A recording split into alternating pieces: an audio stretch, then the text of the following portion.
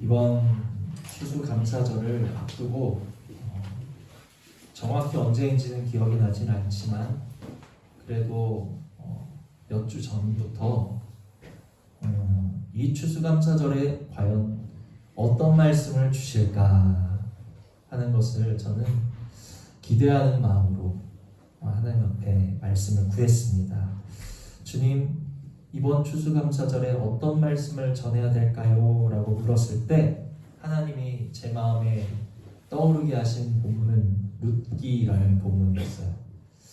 그래요, 하나님, 룻기를 전해야 되겠죠. 네, 룻기에 누구를 전해야 될까요? 룻을 전할까요? 나오미를 전할까요? 보아스를 전할까요?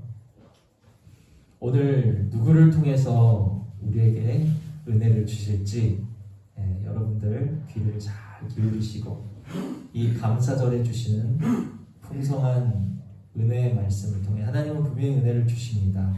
저는 제가 조금 부족하겠지만 그래도 우리들이 하나님의 은혜를 사모하시는 마음으로 마음을 열고 집중하셔서 말씀을 들으실 때 분명 저에게 주셨던 풍성한 은혜 그 이상의 갑절의 은혜가 또 위로가 오늘 저와 여러분에게 반드시 임하시게 되는 것을 믿음으로 함께 말씀을 나누실 수 있는 은혜가 있기를 주님의 이름으로 축복을 드립니다.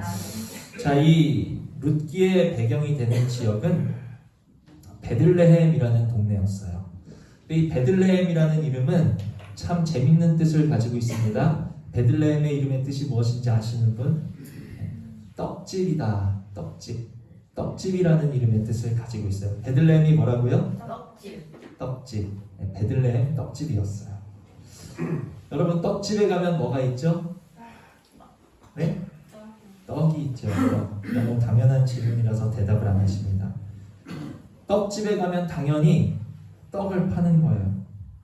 여러분, 오늘 우리가 소망하셔야 될 것은 그때 베들레헴이 떡집이 되어서 맛있는 떡, 새로 지은, 갓 지은 따끈따끈한 떡을 그 이스라엘 지역에 나눠줄 수 있는 그 떡집이 되었던 것처럼 주님, 오늘 우리 가정과 우리 교회가 이 시대의 베들레헴, 생명의 떡이 되시는 예수 그리스도가 늘 우리 안에서 따끈따끈하게 넘쳐나서 정말 교회와 이웃과 우리 두신 모든 자리에서 그리스도의 생명을, 그리스도의 향기를, 그리스도의 빛을, 그리스도의 성품을 나눠줄 수 있는, 공급할 수 있는 생명의 양식을 전달해주는 이 시대의 베들레헴, 이 시대의 떡집이 우리 가정과 우리 행복한 교회가 되시기를 주님의 이름으로 축복을 드립니다. 아멘.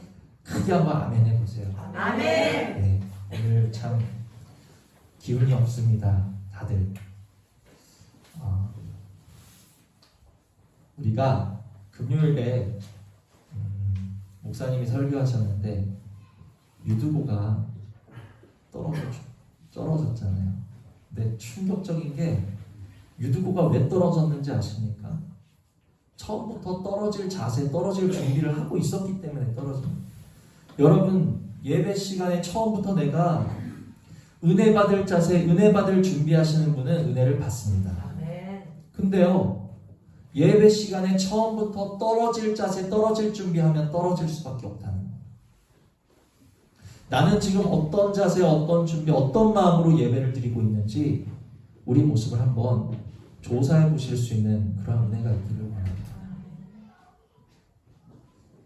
아멘을 크게 하시고. 아멘. 나는 은혜에서 떨어질 준비를 하는 자가 아니라 나는 은혜 받을 준비로 예배 드리는 자다라는 사실을 기억하시면서 여러분 삶에 무슨 일이 있어서 우리가 이렇게 지금 감사절에 어두운 모습과 마음으로 예배하고 계신지는 모르겠지만 적어도 이 한 시간 예배만큼은 내가 이 감사절에 하나님이 주시는 은혜를 받으리라는 마음의 준비를 가지고 크게 아멘 하시면서 예배하실 수 있는 그러한 은혜가 있기를 주님의 이름으로 축복을 드립니다. 아멘. 질책이 아니라 여러분들을 독려하는 말씀이라는 것을 깨달으시고 우리가 다시 한번 마음을 새롭게 하시고 우리가 서로 말씀에 전하는 저도 듣는 여러분도 서로가 우리가 소통하면서 힘을 얻으실 수 있기를 주님의 이름으로 축복을 드립니다. 아멘. 아멘. 감사합니다. 그래서 이 시대의 베들레헴이 떡집이었던 것처럼 오늘 우리 가정과 우리 교회가 예수 그리스도라는 생명의 떡을 나누어 주고 공급하는 떡집 되기를 원한다는 거예요. 아멘. 네. 자, 그런데 이 베들레헴이 그 이름과 같이 늘 먹을 것이, 늘 먹거리가 늘 따끈따끈한 떡이 넘쳐났던 것은 아니었어요. 늘 풍성했던 것은 아니었어요. 자, 룻기 1장 1절을 먼저 보시면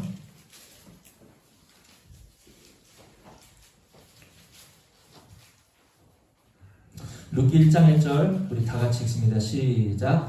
사사들이 치리하던데 그 땅에 흉년이 드니라. 여기까지. 베들레헴 땅에 뭐가 들었어요? 흉년이 들었다는 거예요. 여러분, 우리는 분명히 아셔야 돼요. 때로는 떡집이라 할지라도 무엇이 올 수 있다? 흉년이 올 수 있다. 흉년이 올 수 있다. 아마 이 동네 이름을 베들레헴이라고 지었을 때는 무슨 의도로 이름을 지었을까요? 이곳이 떡집과 같이 늘 추수의 기쁨이 넘쳐나고 늘 새떡 따끈따끈한 떡을 찌어내는 풍성한 곳이었으면 좋겠다 하는 그런 소망과 바람을 가지고 아마도 그 이름을 베들레헴이라고 짓지는 않았을까. 우리들도 하나님 앞에서 기대하고 소망하는 것은 주님, 하나님을 사랑하고 하나님의 자녀된 우리들의 삶에 늘 형통한 일이 가득했으면 좋겠습니다 라고 우리들도 바란다는 거예요. 그런데 때로 베들레헴에 무엇이 찾아온다? 흉년은 찾아온다. 하나님의 자녀들의 삶이라 할지라도 때로는 무엇이 찾아온다? 흉년, 흉흉한 일, 우리들의 마음을 짓누르고 어렵게 하고 아프게 하고 곤고하게 하고 염려주는 흉년은 때로 우리의 삶에 찾아올 수 있다. 왜 하나님은 베들레헴이라는 떡집이라는 이름을 주신 그곳에 이런 흉년을 허락하시는 걸까요? 여기 놀라운 이유가 있습니다. 왜 베들레헴의 흉년을 허락하시는가? 왜 하나님의 자녀 삼으신 우리들의 삶에 겪지 않아도 될 것 같은, 내가 만나지 않아도 될 것 같은 내 삶의 흉년을 왜 이렇게 허락을 하시는가 우리는 질문할 수 있다는 거예요. 이름값이라는 게 있죠. 사람이 이름값을 못하면요 실망합니다. 돈값, 이름값을 못하면 실망하는 거예요. 소금이 그 맛을 잃으면요 어떻게 됩니까? 밖에 버려져 발이 밟히게 되는 거예요. 이름값을 못하고 그 난값을 하지 못하면 버림받을 수밖에 없다는 거예요. 떡집, 베들레헴이라 이름한 곳인데 지금 흉년이 닥쳐온 거예요. 그래서 이름은 떡집인데 그 이름대로 떡이 가득해야 되는데 양식을 나누어 줘야 될 곳인데 먹을 양식이 없어지고 먹을 떡이 없어지니까 어떻게 됩니까? 사람들이 베들레헴을 실망하게 돼요. 베들레헴으로부터 떠나가게 되는 거예요. 누구처럼? 나오미처럼. 하나님 자녀라더니 기도한다더니 모든 문제를 주님께 맡긴다더니 인정한다더니 감사한다더니 교회 봉사하고 수고하고 충성한다더니 뭐야? 당하는 문제를 보니까 흉년 당하는 거는 세상 사람들 당하는 거랑 똑같이 받고 있잖아. 하나님의 자녀된 삶을 살고 있음에도 우리 삶에 불현듯이 많은 흉년 같은 문제들 앞에서 우리는 어떤 마음가짐이어야 될까요? 우리는 실망해야 되겠습니까?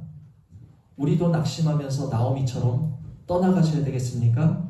중요합니다.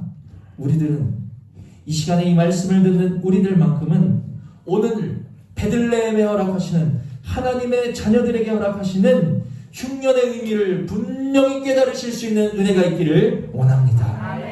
베들레헴에 허락하신 흉년의 의미가 무엇이었는가? 베들레헴이 베들레헴 되기 위해서는 이 흉년이 반드시 필요했다는 거예요. 베들레헴이 성경에서 가장 복되고 가장 귀하고 축복된 장소가 되기 위해서는 이 흉년이 반드시 지나가야 된다는 것을 깨달으시기를 원합니다. 여러분, 베들레헴에서 누가 나셨죠? 베들레헴에서 누가 나셨습니까? 예수 그리스도. 다윗의 자손 예수 그리스도가 베들레헴에서 태어나셨다는 거예요. 이 이름 속에 다윗의 자손 예수 그리스도라는 이름 속에 베들레헴의 흉년이 임했어야만 하는, 반드시 임했어야만 하는 이유가 있다라는 것입니다. 무엇입니까? 베들레헴의 흉년이 임함으로 누가 베들레헴 땅에 오게 됐죠? 결과적으로 누가 오게 됐어요? 흉년을 만난 나오미가 베들레헴을 떠났고 10년 만에 다시 돌아오게 되는데, 그때 나오미가 누구를 데리고 옵니까? 룻이라는 이방 여인 룻을 데리고 오는데, 다윗과 예수 그리스도의 조상이 되는 여인이었다. 아멘. 만일 베들레헴에 정말 베들레헴에는 풍년만 가득하고 늘 추수 같은 기쁨만 넘치고 이런 흉년이 없었으면 해. 그 이름답게 베들레헴에 흉년이 없었다면 예수 그리스도의 조상, 다윗의 조상이 되는 모압 여인 룻이 이곳 베들레헴으로 올 수 있었겠습니까? 없었겠습니까? 올 수 없었다는 거예요. 다윗과 예수 그리스도의 조상이 되는 룻이 반드시 오기 위해서는 베들레헴에 예수 그리스도의 나실 곳이 되기 위해서는 베들레헴에 반드시 무엇이 필요했다? 흉년은 필요했다. 마찬가지로 우리의 삶에 하나님이 때로는 흉년 같은 일들을 허락하신다. 왜 이렇게 내 삶은 흉흉하지? 내 마음은 왜 이렇게 외롭지? 고통스럽지? 절망스럽지? 왜 이렇게 마음이 깜깜하지? 하는, 우리가 사실 바라지 아니하는 흉년, 우리의 힘으로 어찌하여 볼 수 없는, 우리의 힘으로 피할 수도 없는 그 흉년이 우리 삶에 때로는 허락이 되어진다는 거예요. 그러나 우리의 삶에 흉년이 다가올 때, 흉흉한 일이 닥칠 때, 내가 하나님을 사랑하는 하나님의 자녀라면 내 마음에 하나님을 사랑하는 마음의 중심이 있다면 이 흉년의 시간은 반드시 합력하여 하나님의 선을 이루는 도구로 사용된다는 것을 믿으시는 은혜가 있기를 주님의 이름으로 축복을 드립니다. 이 풍랑 인연하여서 우리는 더 빨리 간다는 것을 믿으셔야 된다는 거예요. 이 아픔의 시간을 통해서, 이 고단함의 시간을 통해서, 이 괴로움의 시간을 통해서 우리 안에 거하시는 그리스도의 생명은 더욱 풍성하여지고 더욱 성숙되어가고 무르익어가는 그러한 시간이 된다는 것을 우리는 아셔야 된다는 거예요. 이것이 우리 삶에 임하는 흉년을 대하는 모습에 있어서 세상 사람과 그리스도인의 차이라는 거예요. 세상 사람은 흉년을 만나면 어떻게 합니까? 흉년 앞에 낙심합니다. 좌절합니다. 염려합니다. 그리고 마침내는 살 길을 찾아서 자기 소견에 옳은 대로 따라간다는 거예요. 베들레헴을 떠나간다는 거예요. 떡집을 떠나간다는 거예요. 은혜 자리를 떠나간다는 거예요. 내 방법을 앞세워서. 그러나 그리스도인 하나님의 자녀들은 흉년을 만났을 때 어떻게 합니까? 하나님의 말씀을 힘입는 자들이라는 사실을 기억하시기를 바랍니다. 이 흉년 앞에 하나님의 말씀을 힘입음으로써 그 말씀의 인도를 받기 위하여 믿음으로 이 모든 힘든 상황을 초월할 수 있는 자가 바로 하나님의 자녀들이다 하는 사실을 기억하실 수 있기를 원한다. 아멘. 바울과 신라가 흉년 같은 흉흉한 문제를 만났을 때 그 깜깜함의 한가운데 무엇하였죠? 찬송하고 기도했다라는, 찬송하고 기도했다라는. 세상 사람들은 아우 못 살겠다, 살기 싫다, 칼을 빼어 자결하고 싶고 죽고 싶다라는 말을 그냥 입에 달고 사는 거예요. 간수처럼. 그런데 같은 문제, 더 심한 상황을 만났음에도 바울과 신라는 무엇하고 있었습니까? 죽고 싶다가 아니라, 모든 부정적인 말과 마음을 담고 있는 것이 아니라 그들은 그 문제 앞에서 하나님 앞에 기도하며 찬양하는 모습으로 문제를 뛰어넘는 모습을 보여주고 있다는 거예요.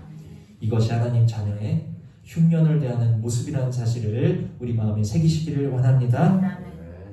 그러나 하나님의 자녀일지라도 우리가 결단코 만나서는 안 될 흉년이 한 가지 있는데, 그 흉년은 무엇인가? 우리 아모스를 보십니다. 아모스. 룻기는 금방 돌아오니까 책갈피에 놓으시고 아모스 8장을 보십니다.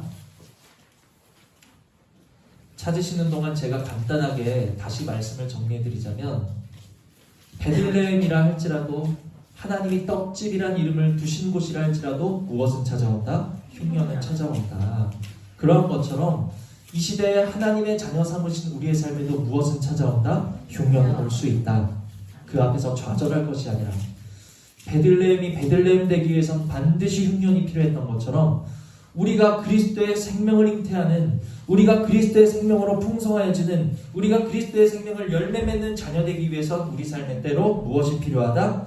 흉년은 도구로서 필요하다라는 것을 제가 지금까지 말씀을 드렸습니다. 아멘. 자, 그런데 그리스도인이라 할지라도 피해야 될 흉년이 있다라는 거예요. 우리가 이 흉년만큼은 절대로 우리 삶에 잠시라도 임하지 않기를, 잠시라도 머물지 않기를 구하셔야 되는 흉년이 있는데 그것이 무엇인가? 아모스 8장 11절로 13절, 아모스 8장 11절로 13절 우리 다 같이 읽습니다. 시작. 주 여호와의 말씀이니라. 보라, 날이 이를지라 내가 기근을 땅에 보내리니 양식이 없어 주림이 아니며 물이 없어 가람이 아니요 여호와의 말씀을 듣지 못한 기갈이라. 사람이 이 바다에서 저 바다까지 북쪽에서 동쪽까지 비틀거리며 여호와의 말씀을 구하려고 돌아다녀도 얻지 못하리니 그날에 아름다운 처녀와 젊은 남자가 다 당하여 쓰러지리라. 아멘. 아멘.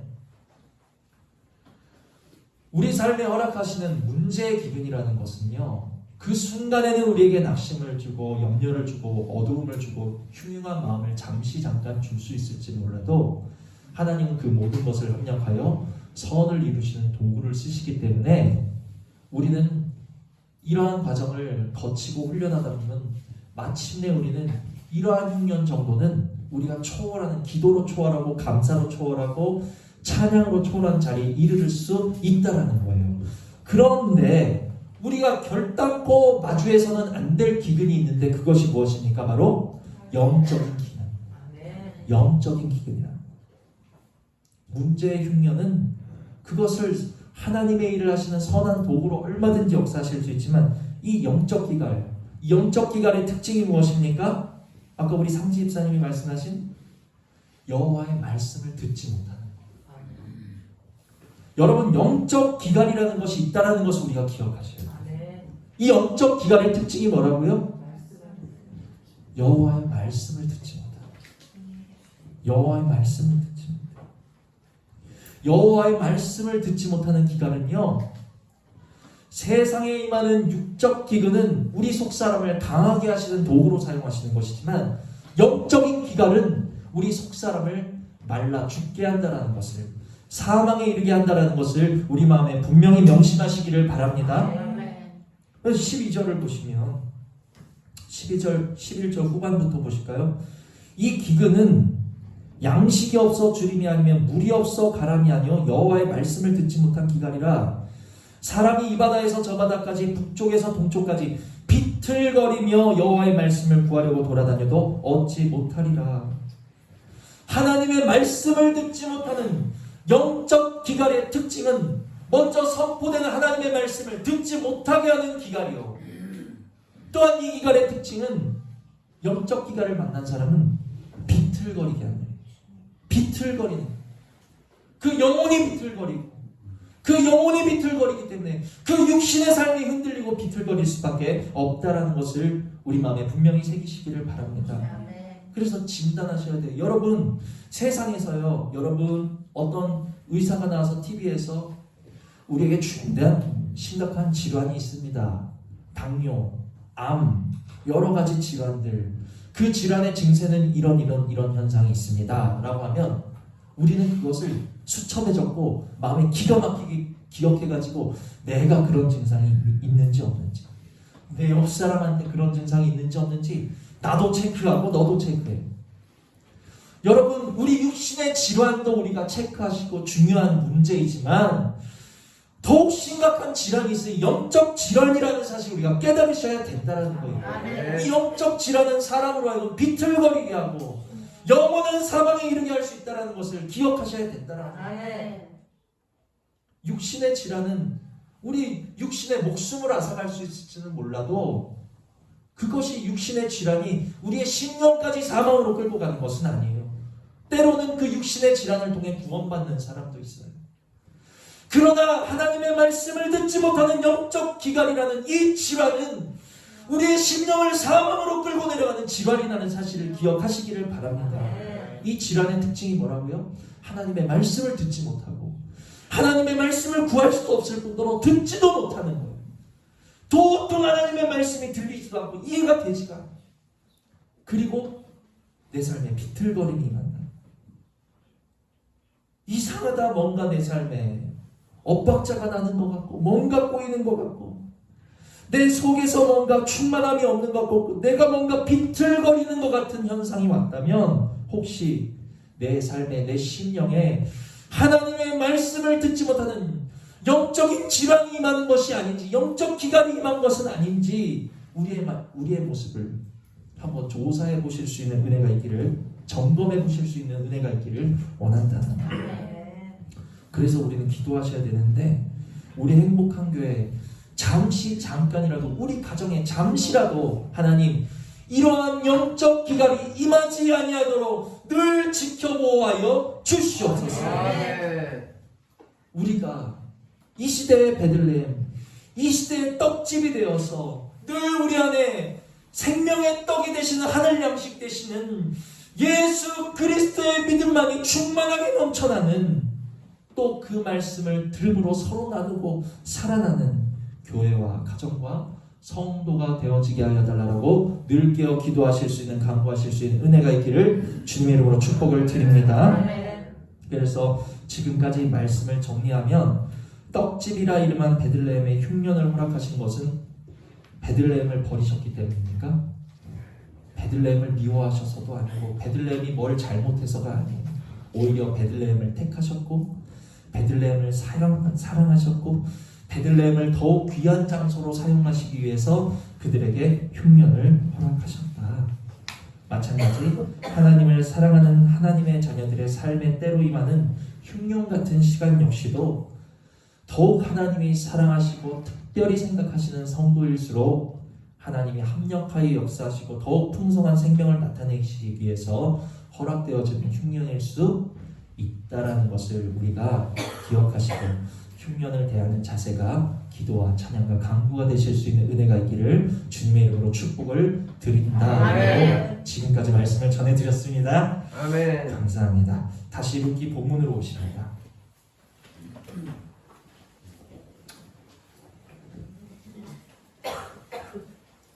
그래서 베들레헴에 이 흉년이 닥쳤을 때 이 떡집이라며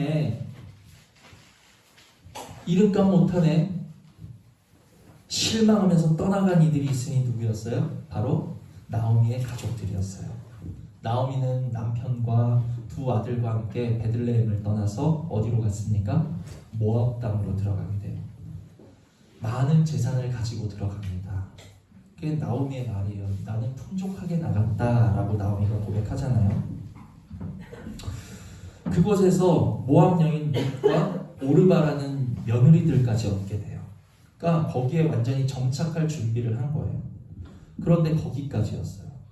이후에 나오미는 모든 것을 잃고 맙니다. 남편을 잃죠. 두 아들을 차례로 잃죠. 가지고 나왔던 풍족한 재산까지 다 잃게 됐어요. 가지고 나온 것은 다 잃었어요. 오직 뭐 하나 남았어요? 며느리 룻 하나만 남은 거예요. 그때 모든 것을 다 잃어버린 나오미의 귀에 무슨 소식이 들리는가?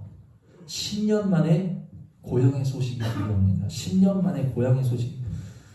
10년 전에 고향을 떠난 모든 것을 잃어버린 나오미의 귀에 10년 만에 무슨 소식이 들렸다고요? 고향의 소식이 들려온 거예요. 자, 그래서 룻기 1장 6절을 보시면 고향에 어떤 소식이 들려왔는가?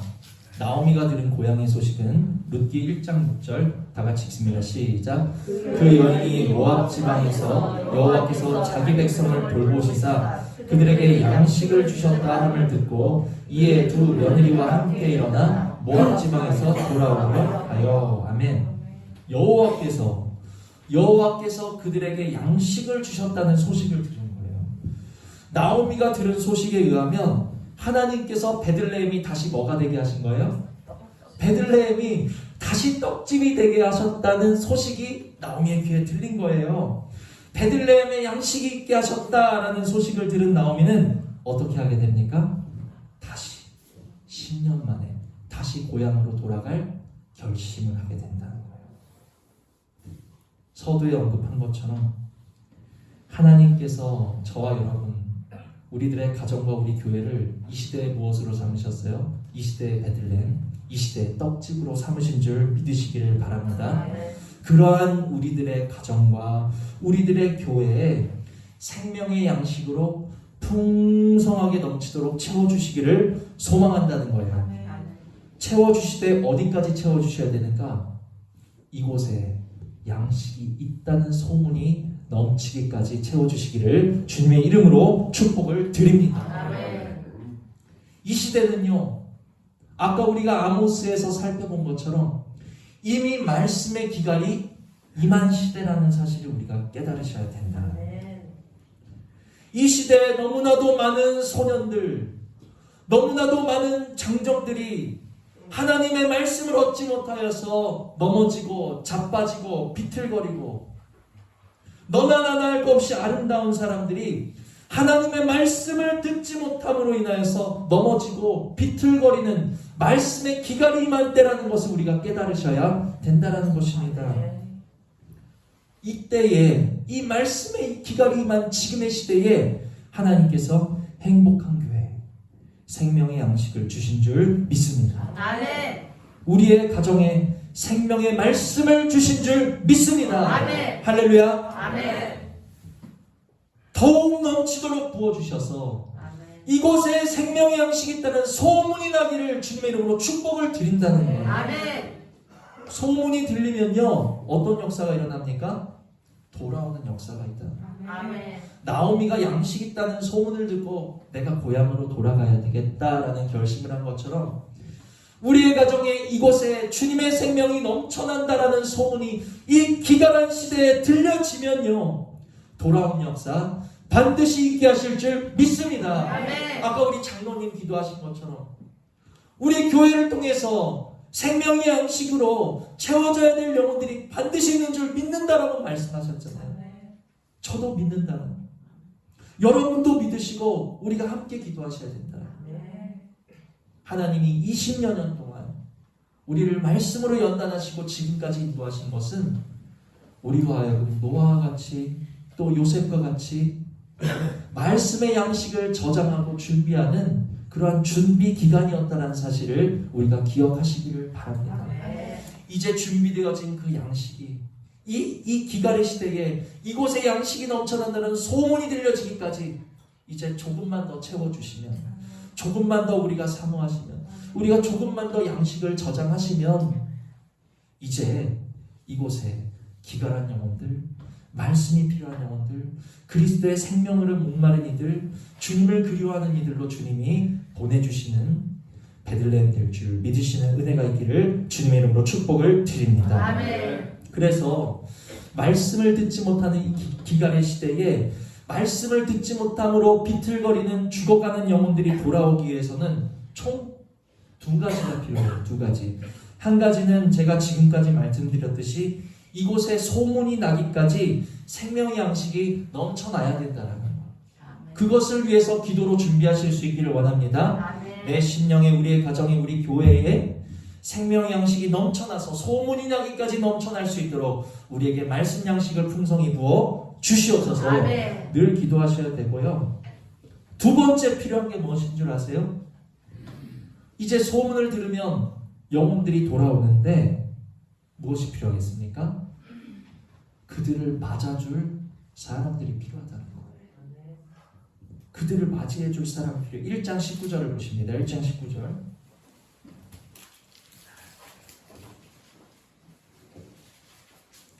함께 읽습니다. 시작. 이에 그 두 사람이 베들레헴까지 갔더라. 베들레헴에 이를 때에 온 성읍이 그들로 말미암아 떠들며 이르기를 이가 나옴이냐 하는지라. 아멘. 아멘. 베들레헴 사람들이 지금 어떻게 하고 있어요? 10년 만에 돌아왔지만 나오미를 기억하고 알아보고 있는 거예요. 나오미를 맞아주고 있는 거예요. 나오미 어디 갔다 이제 왔어? 왜 이렇게 변했어? 어떻게 된 거야? 그들이 나오미를 몰랐다면 행색이 초라한 여인 하나와 이방 여인 하나가 마을로 들어오는데 누가 뭐 알아주고 맞아줬을까요? 누구도 관심 갖지 않았을 거예요. 그냥 이곳에 뭐 품꾼으로 일한, 이곳에 풍년이 있으니까 이곳에 일하러 온 외지 사람들인가 보다, 아마 아무런 신경을 안 썼을 거예요. 그러나 그들은 알았다는 거예요. 이가 10년 전에 나갔던 나오미로구나. 베들레헴의 기간이 임했을 때 나오미와 같이 자기 육신의 생각을 앞세워서 살기 위하여 떠나간 자들도 있었지만, 또 반면에 누구도 있었다? 기근 때일지라도, 실망 중에라도, 낙심 중에라도, 어려움 중에라도 그 베들레헴을 떠나지 않고 떡집을 지켰던 이들이 있었다라는 사실을 기억하시기를 바랍니다. 아멘. 모두 기근 때에 나오미같이 떠나가 버렸다면, 모두 자기 살 길 찾아가지고 뿔뿔이 흩어졌다면, 나오미가 다시 돌아왔을 때, 이곳에 양식이 있다는 소문을 듣고 누군가 돌아올 때 그들을 맞이해 줄 사람이 없게 된다는 거죠. 기근 때에도 떡집을 지켰던 그 사람, 기근 때에도 베들레헴을 지켰던 그 사람, 다시 돌아온 나오미를 반갑게 두 팔 벌려 환영해 주었던, 두신 자리를 끝까지 지켰던 그 사람이 오늘 제가 되기를 원하고 여러분이 되시기를 원한다는 거예요. 아멘. 떠났던 영혼들, 기갈한 영혼들이 이곳 행복한 교회에 생명의 양식을 주셨다는 소문을 듣고 다시 돌아올 때, 그들이 돌아올 믿음의 보금자리, 여러분들이 되실 수 있는 그러한 은혜가 있기를 주님의 이름으로 축복을 드립니다. 아멘. 어떤 목사님이 이렇게 말씀하시더라고요. 저는 기본적으로 다른 목사님 설교를 안 듣는데 어떤 우연한 계기로 제가 듣게 됐습니다. 근데 그 목사님이 이렇게 말씀하세요. 씨앗은 자기 자리를 결정하지 않아요.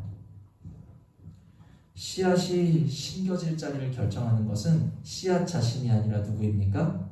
씨앗을 뿌리는 주인에게 달려있다는 사실을 기억하시기를 바랍니다. 씨앗의 역할은요, 그저 뿌려진 자리에서 충실하게 뿌리를 내리는 것이 씨앗의 역할이라는 거예요. 내가 어디로 갈까? 어느 곳으로 가면 볕이 더 잘 들고, 어디로 가야 비료가 풍성하고, 어디를 가야 더 좋은 자리일까? 씨앗이 고르는 게 아니라요, 그곳이 좋은 자리든지 나쁜 자리든지 그 자리를 결정하는 것은 누구다? 씨를 뿌리는 주인이다. 그리고 한번 뿌리를 내리면 그 자리가 좋든지 싫든지, 주인이 다른 데로 가자고 삽으로 푹 떠서 옮기기 전까지는 씨앗은 그 자리에서 죽을 때까지 있어야 된다는 거예요. 그래서 씨앗이 할 수 있는 생각은 아마도 두 가지 아닐까. 잘 자라서 열매 맺어야 되겠다. 행복한 교회에 심겨지신 여러분, 잘 자라서 열매 맺을 생각만 하실 수 있는 은혜 있기를 원합니다. 아멘. 그 목사님이 심지어 이런 얘기까지 하시더라고요. 내가 지금 심어주신 교회 담임 목사님한테 장례 예배 드린다라는 생각하고,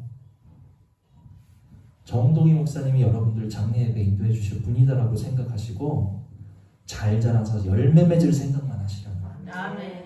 그리고 두 번째는 내가 심어진 이곳에 내 옆에 심어두신 이들, 앞으로 내 옆에 또 새롭게 심어주실 이들을 내가 사랑해야지.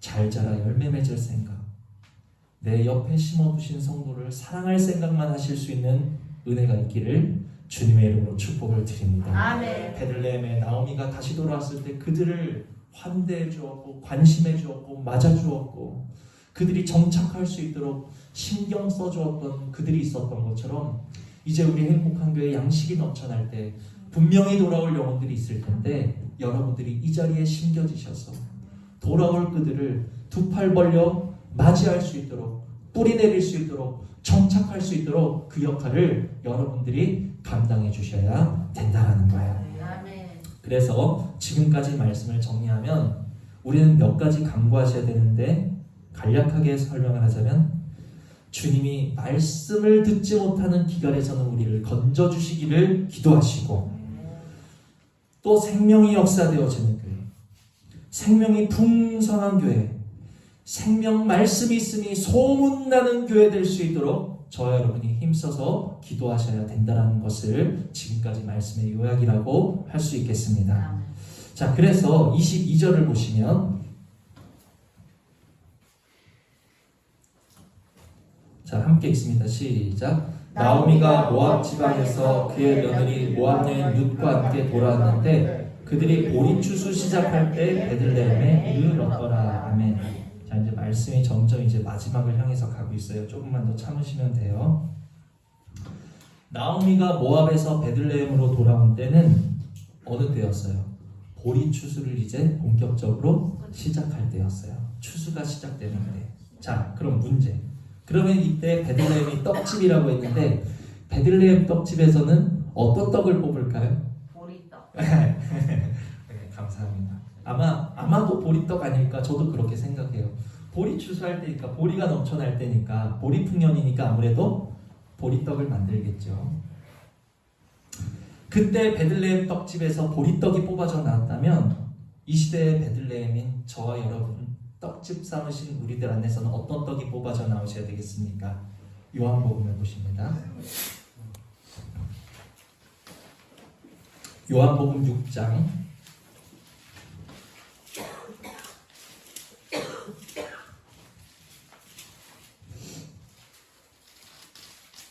요한복음 6장 48절, 요한복음 6장 48절, 우리 다 같이 읽습니다. 시작. 내가 곧 생명의 떡이니라. 아멘. 아멘. 그 시대에 여러분, 베들레헴의 보리가 풍년이어서 보리떡이 뽑아져 나왔던 것처럼 오늘 저와 여러분에게서 이 시대에 베들레헴 삼으신 우리 떡집에서 어떤 떡이? 예수 그리스도라는 생명의 떡이 뽑아주실 수 있는 은혜가 있기를 주님의 이름으로 축복을 드립니다. 아멘. 이것을 위해서 우리가 예배드립니다. 아멘. 이것을 위해서 우리가 살아가는 거예요. 아멘. 때로는 이것을 위해서 우리가 훈련받는 거예요. 아멘. 모든 흉년이 임함도 이것을 위해서라는 사실을 기억하시면서 주여, 내 삶과 교회에 언제나 베들레헴 같은 생명의 떡이 뽑아져 나올 수 있도록 은혜 베풀어 주시옵소서. 아멘. 그리고 다시 그 앞에 6장 27절을 보십니다. 요한복음 6장 27절로 29절 우리 함께 읽습니다. 시작. 썩을 양식을 위하여 일하지 말고 영생하도록 있는 양식을 위하여라. 이 양식은 인자가 너희에게 주리니 인자는 아버지 하나님께서 인치신 자니라. 그들이 묻되 우리가 어떻게 하여야 하나님의 일을 하오리이까? 예수께서 대답하여 계시되 하나님께서 보내신 이를 믿는 것이 하나님의 일이니라 하시니. 아멘. 자, 이제 조금 말씀의 이제 각도를 살짝 바꿔서 이제 생명의 떡을 우리에게 주셨다라는 거예요. 아멘. 아멘이십니까? 아멘. 생명의 떡을 우리에게 주셨습니다. 아멘. 생명의 떡을 뽑아내는 자들이 되게 하셨습니다. 아멘. 그러면 이 생명의 떡을 받은 우리들이 이제 무엇을 위해서 일하면서 살아가는 자들이 되어야 하는가를 지금 말씀하고 계시는 거예요. 생명의 떡을 받은 우리들이 이 세상에서 어떤 모습으로 살아가야 하는가를 지금 말씀하고 계시는 거예요. 27절 보니까 썩을 양식을 위하여 일하지 말고 영생하도록 있는 양식을 위하여 하라. 아멘. 우리는요, 어떤 사람들이에요? 썩을 양식을 위해 일하는 사람들이 아니라 썩지 아니하는 양식, 영생하도록 있는 양식을 위해서 일하는 자들이라는 사실을 우리 마음에 깊게 명심하실 수 있는 은혜가 있기를 원합니다. 아멘. 이 말씀은요, 두 가지 해석이 가능해요. 이 부분은 좀 빨리 지나갈 텐데 여러분들이 집중해서 들으셔야 돼요. 두 가지 해석이 가능합니다. 썩어질 양식을 위하여 하지 말고 썩지 아니할 양식을 위해서 일하라는 것은 두 가지 뜻인데, 세상 일, 육신을 위한 일, 물질을 벌기 위한 일들을 하지 말라는 말씀입니까? 그게 아니에요. 육신을 위한 일을 해라. 물질을 버는 행위를 해라. 그러나 생명의 양식을 위한 일에는 그 무엇보다 더욱 열심을 내라는 말씀이라는 것을 깨달으시기를 바랍니다. 아멘. 세상 일보다 무엇이 더 중요하다는 거예요? 썩어질 것을 구하는 일보다 썩지 아니하는 양식을 구하는 일이 비교할 수 없을 만큼 중요하다는 말씀인 것을 깨달으시기를 바랍니다. 아멘. 이것이 첫 번째 해석이고요. 두 번째 해석이 더 중요해요. 잘 들으세요. 일하라. 주님이 말씀하신 일이 무엇이죠? 29절에 보니까 믿는 것이 하나님의 일이다. 여러분, 일은 무엇입니까? 믿는 것이에요. 일은 믿는 것이에요. 자, 그렇다면 썩을 양식을 위하여 일하지 말라라는 것에 믿는 것이 일이다라는 말씀을 대입하면 어떻게 될까요? 썩을 양식을 믿지 말아라는 말씀이 돼요. 아멘. 썩을 양식을 어떻게 하라? 믿지 말아라. 아멘. 이 시대 많은 사람들이요, 썩을 양식을 믿으면서 살아가는 거예요. 썩을 양식이 나에게 구원을 주고, 썩을 양식이 나에게 생명을 주고, 썩을 양식이 나에게 행복을 주고, 기쁨을 주고, 자유를 주고, 모든 좋은 것이 썩을 양식으로부터 온다라고 지금의 시대는 굳게 믿고 있는 거예요. 그러나 주님은 말씀하세요. 그때나 지금이나 썩을 양식이 너에게 무엇인가를 준다라고 믿지 말으라는 거예요. 아멘. 이것이 세상 사람과 하나님 사람의 차이라는 것을 깨달으시기를 바랍니다. 아멘. 그러면 우리는 뭘 믿는 사람들이요? 우리는 뭘 믿어야 되죠? 썩을 양식을 믿는 사람들이 아니라 우리는 뭘 믿는 사람들이죠? 신명기 8장 3절에 사람이 떡으로만 사는 것이 아니요 여호와의 입에서 나오는 모든 말씀으로 사는 것을 믿는 자들이에요. 아멘. 아멘이십니까? 아멘. 이것을 믿는 사람이 하나님의 자녀요. 아멘. 썩어질 것이 나에게 행복을 준다는 것을 믿는 사람이 세상 사람이야. 교회 다녀서 하나님 자녀고 교회 안 다녀서 세상 사람일까요? 그게 아니라 우리는 하나님의 입에서 나오는 모든 말씀으로 산다는 것을 믿는 사람이 하나님의 자녀고 아멘. 썩어질 양식이 나에게 행복을 주고 자유를 주고 기쁨을 주고 구원을 준다고 믿는 것이 세상 사람이야. 이 구분이 확실하실 수 있기를 원합니다. 아멘. 광야 40년 동안 그들이 하나님의 인도를 따라서 걸을 때 그들이 발이 부르텄나요?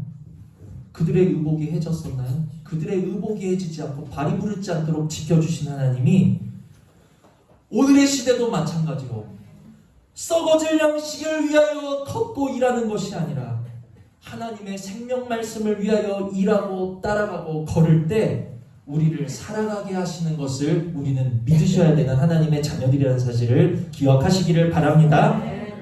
자, 그래서 더 중요한 얘기가 있잖아요. 그러면 목사님 말씀대로 우리를 살게 하시는 것은 하나님 말씀이지 우리는 썩을 양식을 위해서 일하는 사람들이 아니지 썩지 않을 양식을 위해서만 일해야 되지. 그런 궁금한 게 있어. 우리는 세상 양식을 위해서 일하는 사람들이 아닌데 이제는 세상 양식에 매일 필요가 없는 사람들인데 우리에게 허락하신 삶의 터전이 있다는 거예요.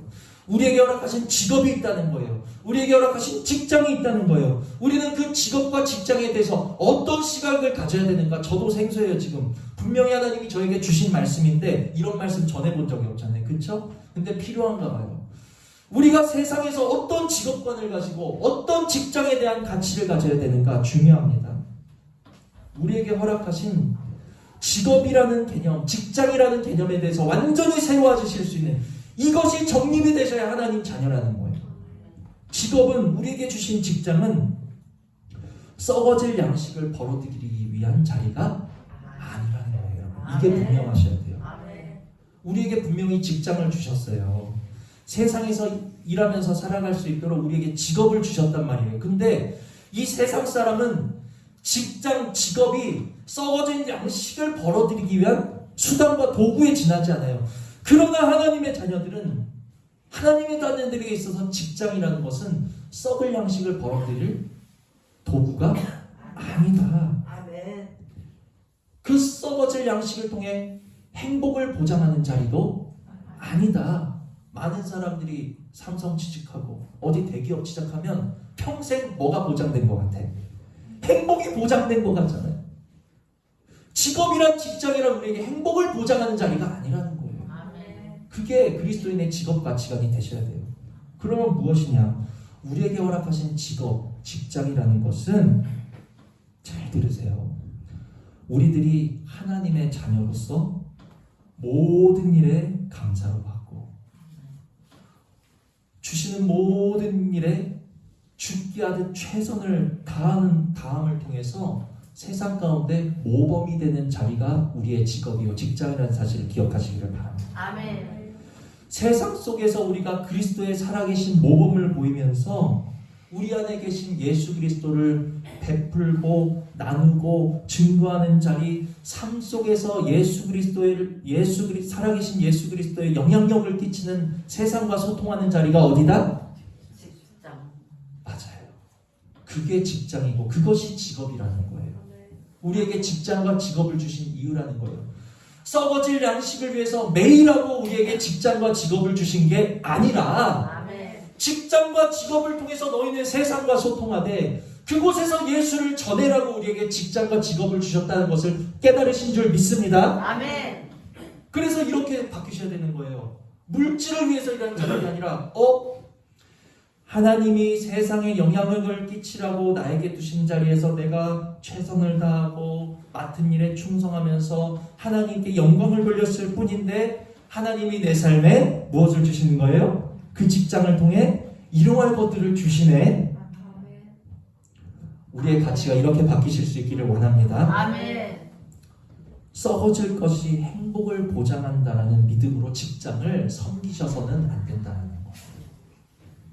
이 직장에 대한 개념이 바로 서야지만이 우리의 삶이 예배의 자리가 되는 것이고 아멘. 예배가 세상의 가치보다 절대적인 우위를 가지게 된다는 사실을 기억하시기를 바랍니다. 아멘. 나는 과연 어떤 가치관을 가지고 일하는 자들이었나 하는 것을 말씀으로 돌아보시기를 바랍니다. 아멘. 제가 이 말씀을 전하는 것은 왜냐하면 우리는 생명의 떡집으로서 예수 그리스도를 생명으로 받은 자들이고 예수를 생명으로 받은 자들은 어떻게 일을 해야 되는가가 지금 주님의 말씀 요지이기 때문에 제가 전해드렸다는 겁니다. 아멘.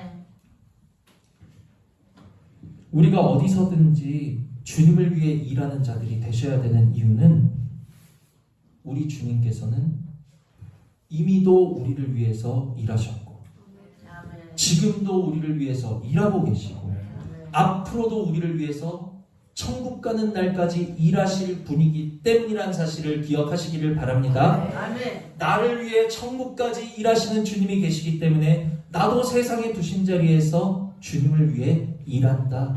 그것이 우리의 직업관이 되셔야 된다는 것을 지금까지 말씀드린 거예요. 마지막으로 한 가지만 살펴보겠습니다. 우리가 어떻게 직업과 직장을 이해하면서 일해야 되는지를 살펴봤다면 마지막으로 주님이 우리를 위해 어떻게 일하시는지를 마지막으로 한번 살펴볼게요. 요한복음 6장 9절을 보시면요.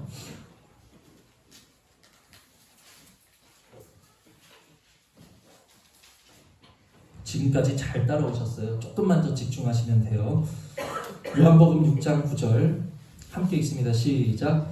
여기 한 아이가 있어 보리떡 5개와 물고기 2마리를 가지고 있나이다. 그러나 그것이 이 많은 사람에게 얼마나 되겠사옵나이까. 아멘.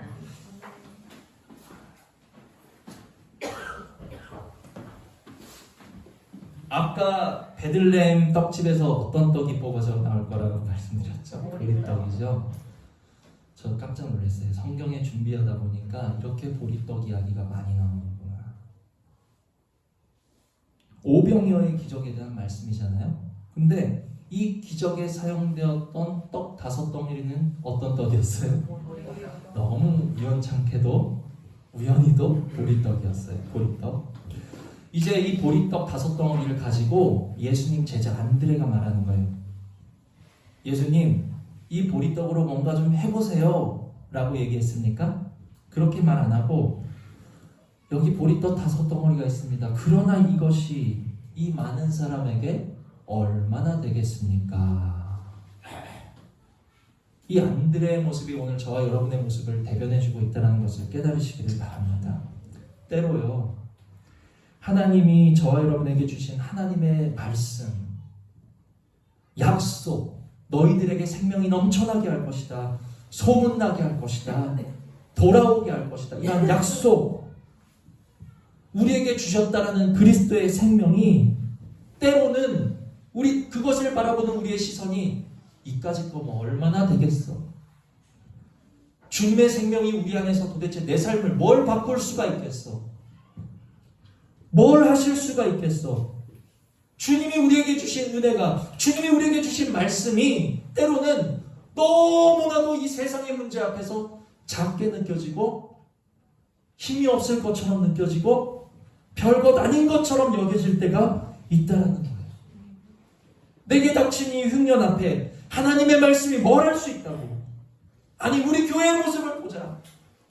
정말 우리 가정의 모습이, 교회의 모습이 20년 동안 고작 보리떡 5개 모아놓은 것 같이 이렇게 작고 초라한 모습인데 이 시대에 하나님의 일에 쓸모나 있을까? 쓰일 수나 있을까? 아무런 기대도 없고 소망도 없는 것이 보리떡 5개 모아놓은 초라한 모습이라는 거예요. 제가 말씀 준비하면서 너무너무 내 모습 같다. 보리떡 5개 모아놓은 것처럼 너무너무 초라하고 보잘것없는 이 모습이 내 모습이다. 기대할 수 없고 소망할 수 없는 내 모습. 그게 안드레와 우리의 모습이라는 거예요. 그러나 감사한 것은 뭔 줄 아십니까?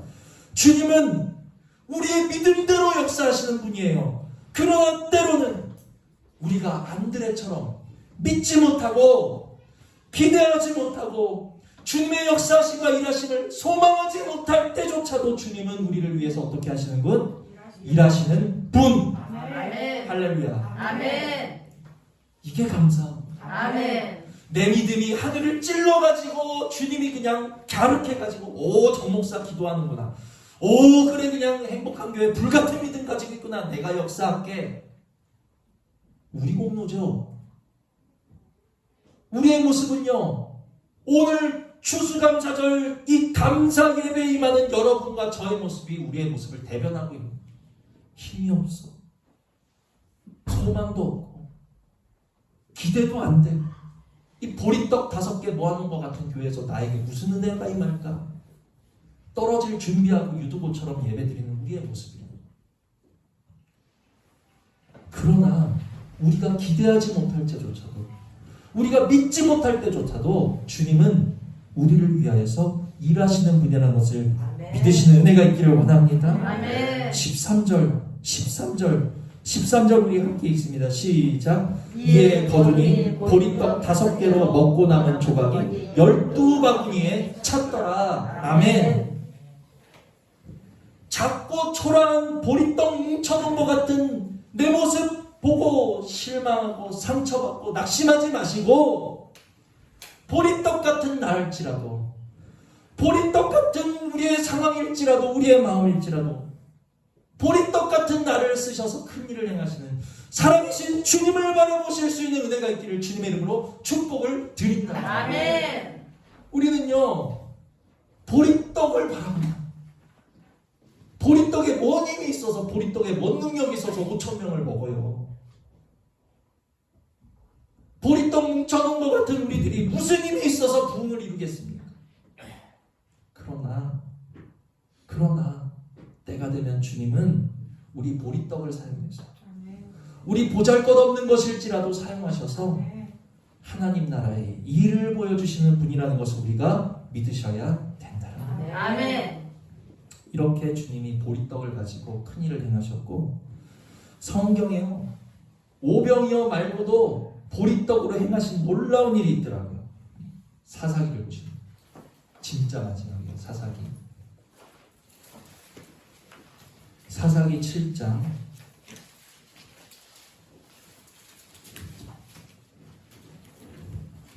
사사기 7장 9절로 14절, 사사기 7장 9절로 14절 함께 읽습니다. 시작. 그 밤에 여호와께서 기드온에게 이르시되 일어나 진영으로 내려가라. 내가 그것을 내 손에 넘겨주었느니라. 만일 내가 내려가기를 두려워하거든 내 부하가 진영으로 내려가서 그들이 한 말을 듣는다. 그의 내 손이 강하여져서 그 진영으로 내려가리라 하시니 기드온이 이에 그의 부하 불하와 함께 군대가 있는 진영 근처로 내려간즉 미디안과 아말렉과 동방의 모든 사람들이 골짜기에 누웠는데 메뚜기의 많은 수 같고 그들의 낙타수가 많이 해변의 모래가 많은 같은지라. 기드온이 그곳에 이른즉 어떤 사람이 그 그의 친구에게 꿈을 말하여 이르기를 보라 내가 한 꿈을 꾸었는데 꿈에 보리떡 한 덩어리가 미디안 진영으로 굴러들어와 한 장막에 이르고 그것을 쳐서 무너뜨려 위쪽으로 엎으니 그 장막이 쓰러지더라. 그의 친구가 대답하여 이르되 이는 다른 것이 아니라 이스라엘 사람 노아스의 아들 기드온의 칼이라. 하나님이 미디안과 그 모든 진영을 그의 손에 넘겨주셨느니라 하더라. 제가 더 설교드릴 게 없어요. 우리 주님은 보리떡을 이렇게 사용하시는 분이라는 것을 믿으시기 바랍니다. 기드온이 사사로 부름을 받았을 때 미디안 사람들이 이스라엘을 치기 위해서 멸망시키기 위해서 자그마치 13만 5천 명을 끌고 왔어요. 13만 5천 명이. 근데 그에 맞서는 이스라엘 군사를 소집해 보니까 몇 명 모인 줄 아십니까? 3만 2천 명 모였어요. 3만 2천 명 가지고도 14만 5천 막으라 그러면 불가능한 일이에요. 근데 하나님은 그 중에서 몇 명만 허락하셨습니까? 그 중에서요 300명만 허락하시고 이게 말이 됩니까?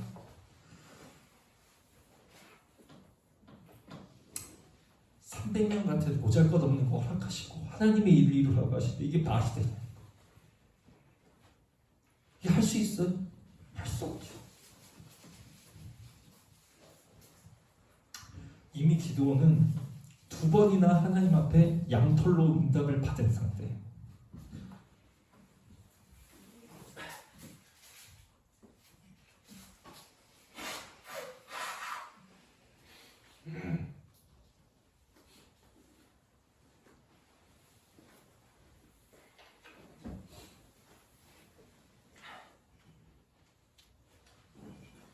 이미 2번이나 양털로 하나님 앞에 응답을 받았지만 13만 5천이라는 병력 앞에선 그는 또 어떻게 될 수밖에 없어요? 또 두려워질 수밖에 없는 거예요. 그게 기도원과 우리의 모습이에요. 매 시간마다 은혜를 받고 말씀을 받고 하나님의 은혜를 경험하면서도 여전히 삶의 문제 앞에서 또다시 마음이 낙심이 오고 두려움이 찾아오고 염려가 찾아오는 게 우리 보리떡 같은 우리의 모습이라는 것을 먼저 하나님 앞에 인정하실 수 있는 은혜가 있기를 원합니다. 그때 하나님이 이렇게 말씀하십니다. 네가 나를 2번이나 시험하고도 아직도 믿음이 부족하냐?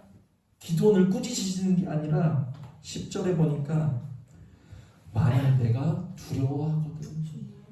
주님은요 은혜를 그렇게 부어주시고 말씀을 그렇게 부어주셔도 여전히 두려워할 수밖에 없는 우리의 무엇을 아신다? 약함을 아신다. 우리의 연약함을 아신다. 그리고 뭐라고 말씀하시느냐? 11절에 한번 그 진영으로 몰래 가서 그들이 뭐라고 말하는지 한번 들어봐라. 그렇게 말씀하세요. 그래서 기드온이 자기 부하를 데리고 몰래 한번 내려가 봤어. 그랬더니 어떤 2 사람이 꿈 얘기를 하는데 뭐라고 얘기를 합니까? 보라, 내가 한 꿈을 꿨는데 꿈에 보리떡 한 덩어리가 미디안 진영으로 굴러들어와 한 장막에 이르러 그것을 쳐서 무너뜨려 위쪽으로 엎으니 그 장막이 쓰러지더라. 이미 하나님께서 모든 것을 손써 놓으신 상태였던 거예요. 이미 하나님께서 이스라엘 백성이 가나안을 건너 요단강을 건너서 가나안의 첫 성읍 여리고를 대할 때 여리고 사람의 마음이 어떻게 됐어요? 이미 간담이 다 녹아서 물같이 된 것처럼 이미 미디안 14만 5천의 마음이 우리는 이미 졌어라고 이미 물같이 녹아진 상태였어요. 그냥 툭 치면 넘어가게끔 하나님이 다 손써 놓으신 줄 믿으시기를 바랍니다. 아멘. 여기서 보리떡, 꿈에 나온 보리떡은 이스라엘 300명의 군사를 말하는 것이고 장막은요 미디안 13만 5천 명이잖아요. 보리떡에 뭔 힘이 있어서 장막을 넘어뜨릴 수 있겠습니까? 보리떡에 무슨 능력이 있어서 장막을 넘어뜨릴 수 있냐?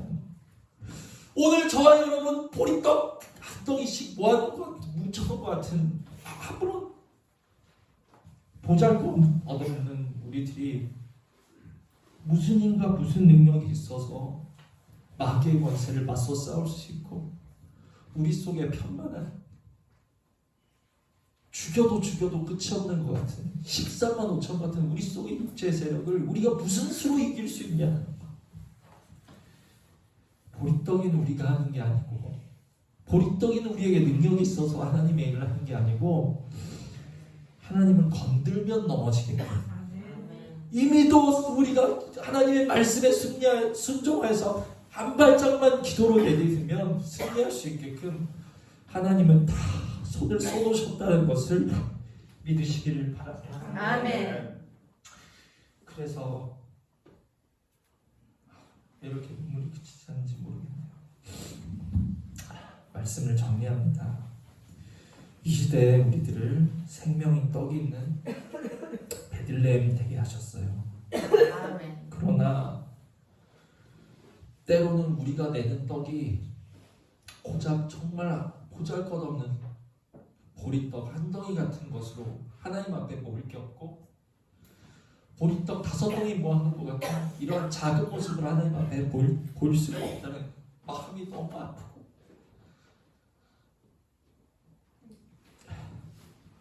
그러나 보리떡이 무슨 일을 하는 게 아니라 그 한 덩이 보리떡으로 마귀의 장막을 뒤집어 엎으시는 하나님의 능력이 우리를 통해서 일하신다는 것을 우리가 믿으실 수 있는 은혜가 있기를 주님의 이름으로 축복을 드립니다. 다만 주님이 우리 안에서 생명으로 역사하시되 우리에게서 말씀을 듣지 못하는 그러한 기근이 임하지만 않기를 우리가 기도하시면서 그리스도의 생명의 충만함이 임하기를 날마다 소망하는 그러한 생명이 있다고 소문나는 교회가 되어서 이 시대의 기갈한 자들, 이 시대의 비틀거름치는 자들을 품고 생명의 떡을 날마다 뽑아내는, 주님의 능력이 역사하는 떡을 날마다 뽑아내실 수 있는 은혜가 우리 모두에게 있기를 주님의 이름으로 축복을 드립니다. 아멘. 주신 말씀 생각하시고